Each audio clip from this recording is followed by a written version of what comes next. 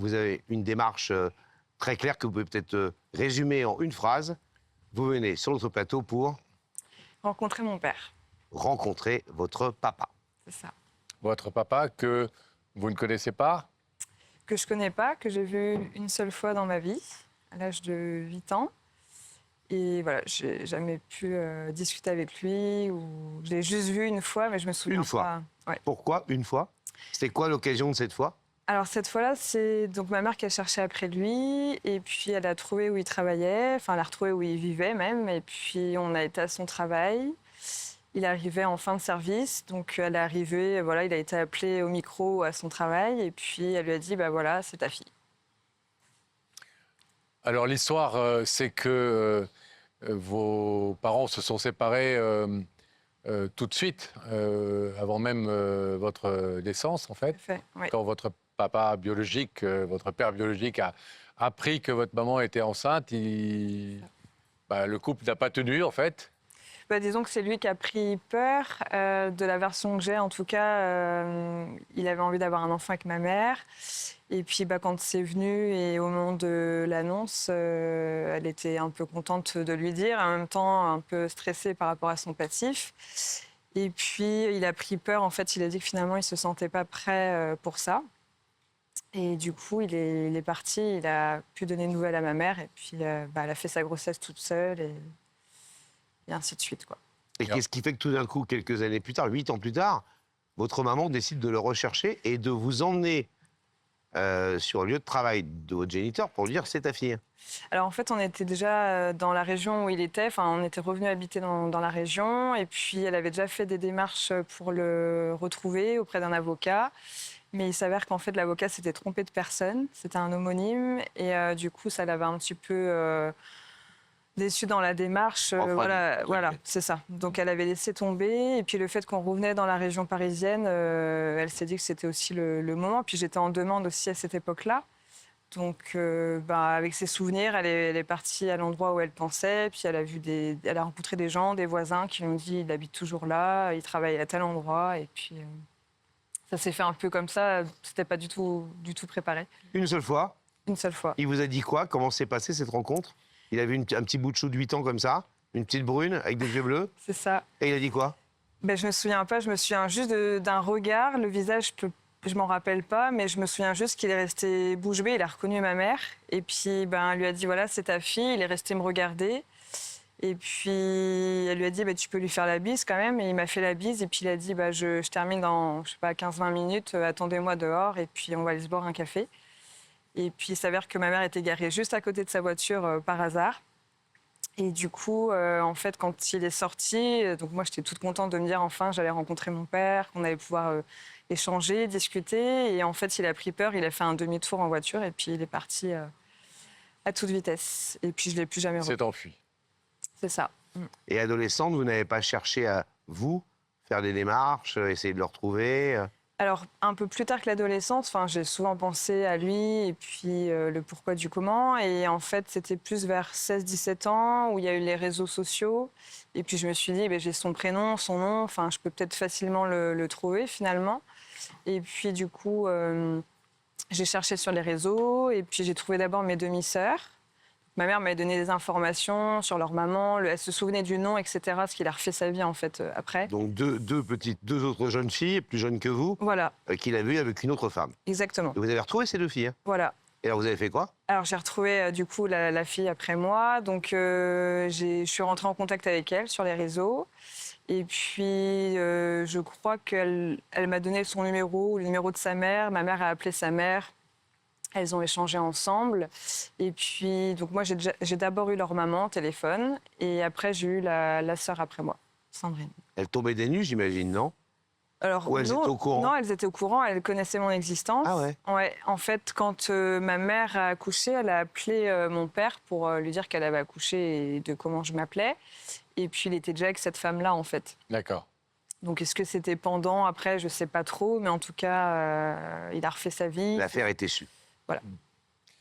Donc tout le monde connaissait votre existence, mais personne ne s'était soucié quand même de venir vous voir et de savoir comment vous alliez. D'autant qu'à l'adolescence, vous avez dû être placé et vous n'avez plus vu à un moment votre maman non plus. Voilà, c'est ça. J'ai été placée à l'âge de 10 ans, du coup, parce que j'avais une maman qui avait des soucis de santé, qui ne pouvait pas s'occuper de nous, donc de moi et mes frères. Et puis, du coup, de 10 ans à 15 ans, j'étais en famille d'accueil. Et puis, à partir de 16 ans, Vous êtes fait émanciper. Alors, sans être émancipée, mais j'ai pu avoir mon logement toute D'accord. seule et puis travailler. Tu es passé en famille d'accueil? Oui, très bien. J'ai eu beaucoup de chance. Bon. Donc vous n'avez jamais Super eu de famille. papa de substitution. Votre maman a parfait sa vie. Alors, si, ma mère a eu d'autres compagnons par la suite, notamment un que je me souviens quand j'étais petite, que j'ai appelé papa. C'est le seul que j'ai appelé papa. Ils sont restés quelques années, mais ça n'a pas forcément bien fini. C'était quelqu'un de violent. Et puis, des problèmes d'alcool, donc...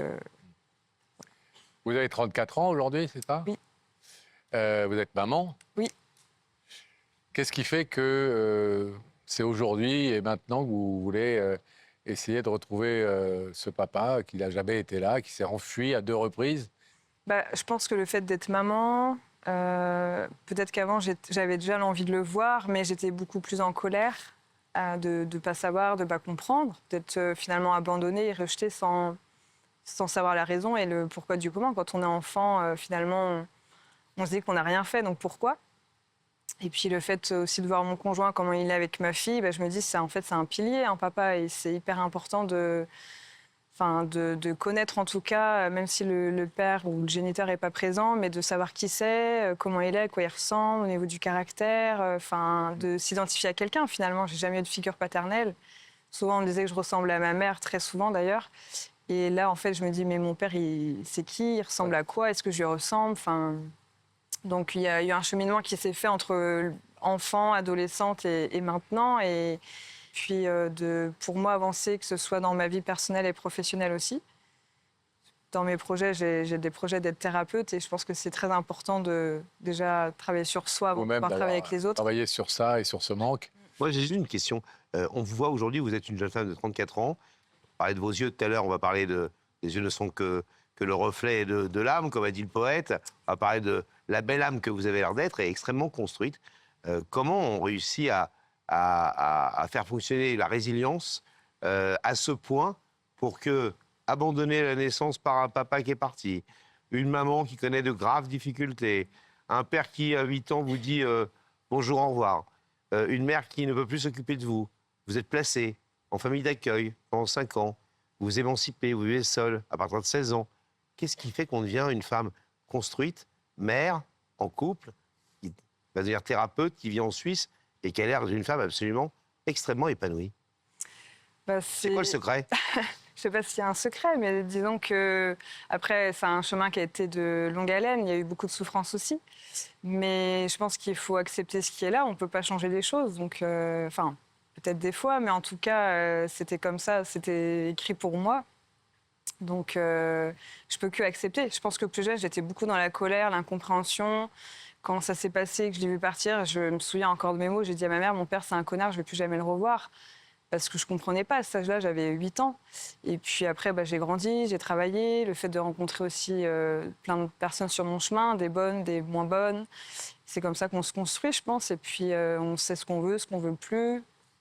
On sait ce qu'on veut pour sa vie. Et puis, quand on a des enfants après aussi, je pense que c'est... Non, il n'y a pas de secret. C'est un peu le cheminement que j'ai fait. En tout cas, mon cheminement à moi qui m'a amené là...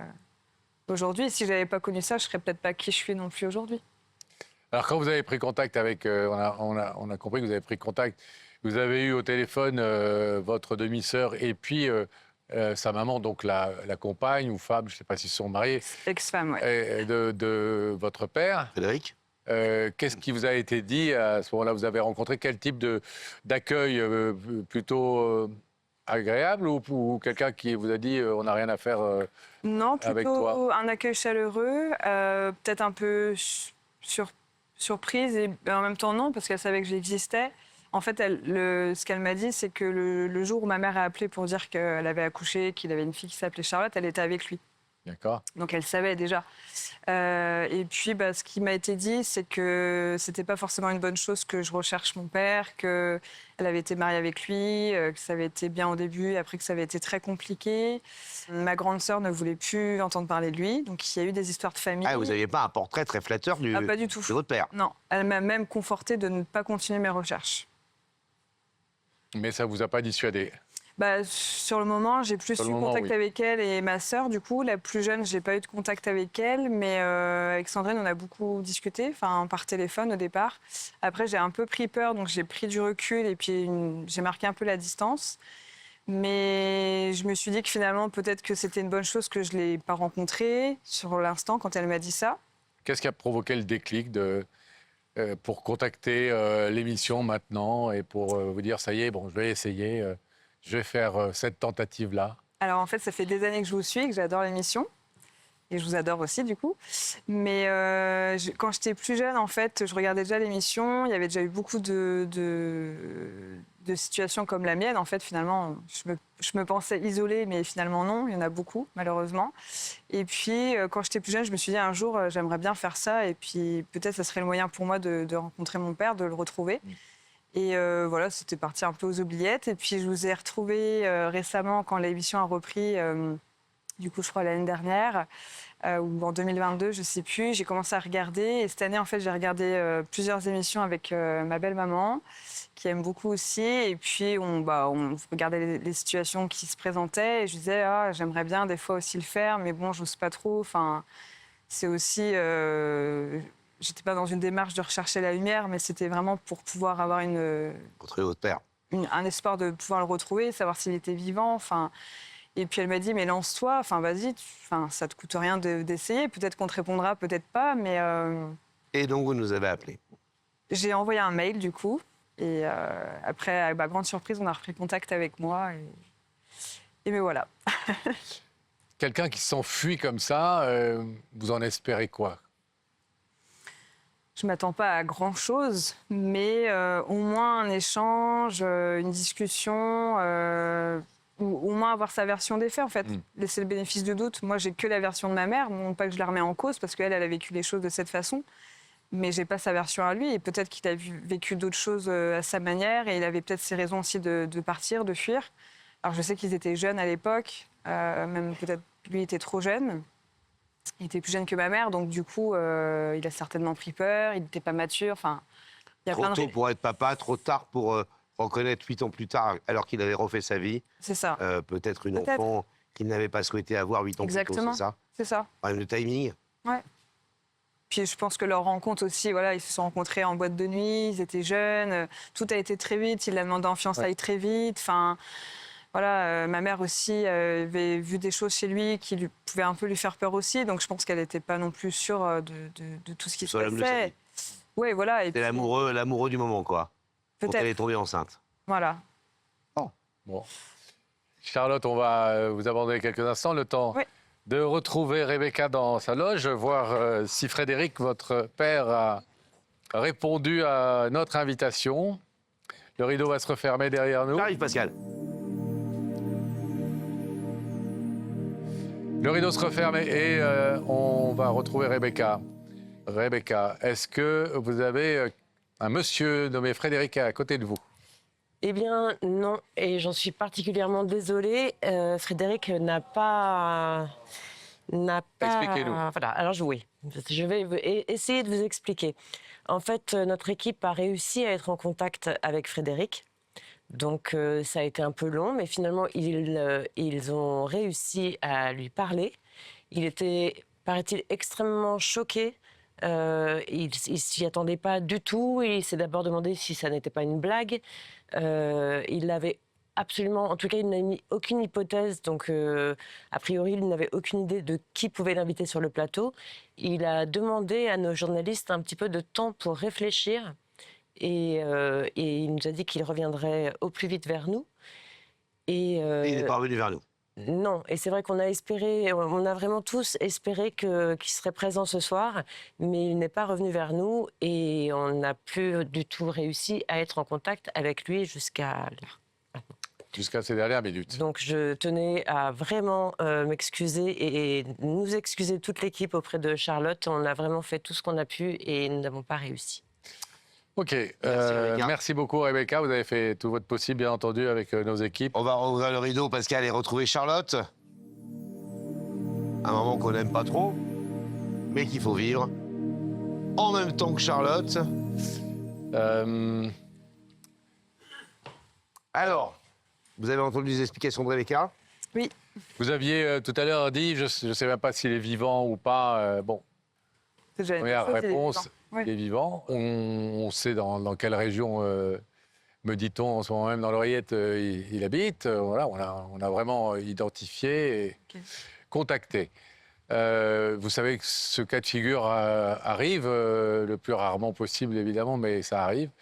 Et que souvent, les gens qui ne viennent pas sur le plateau, ils sont quand même évidemment curieux de savoir qui voulait leur parler et ils regardent l'émission, à défaut d'être venus dans la loge de Rebecca et d'avoir affronté cette vérité devant tout le monde, ce qu'on peut comprendre. Hein. Oui, bien sûr. Ils regardent l'émission. Est-ce que vous voulez dire quelque chose à Frédéric Ou pas? Bah, si, ça serait Ouais. plus, voilà... Regardez la caméra qui est juste Ok. au-dessus de vous en face. On doit vous faire signe.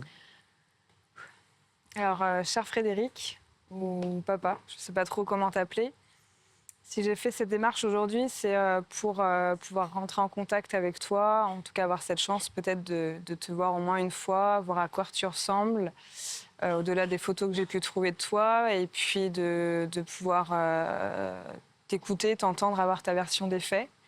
Je suis là, je suis venue vraiment sans jugement, sans a priori, vraiment de pouvoir avoir au moins cette chance, tant que tu as envie de pouvoir voilà, te rencontrer et puis que tu puisses voir aussi moi à quoi je ressemble. Et voilà. Parce que, Déçu? un petit Bien peu. sûr.